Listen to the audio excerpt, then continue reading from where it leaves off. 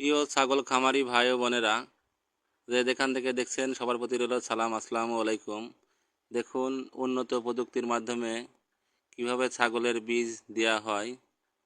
আমার বন্ধু ডাক্তার ওয়ালিদ এখন আমাদের ছাগলের খামারে ইতিমধ্যে 3-4টা ছাগলের কয়েকদিন আগে বীজ দিয়েছে।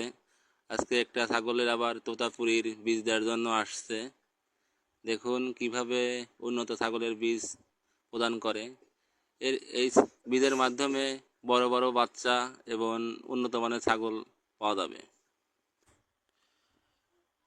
ছাগল খামারি ভাইয়েরা, আপনারা এভাবে ছাগলের বীজ দিলে উন্নত ধরনের বাচ্চা এবং অনেক দামে ছাগল বিক্রয় করতে পারবেন।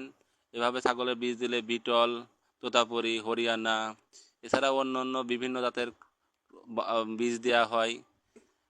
এভাবে বীজ সংগ্রহ করলে উন্নত মানের ছাগল পাবেন আশা করা যায়। ছাগল খামারিরা ইতিমধ্যেই অনেক খামারিরাই এই প্রযুক্তি অবলম্বন করে অনেক বড় বড় ছাগল পেয়েছে।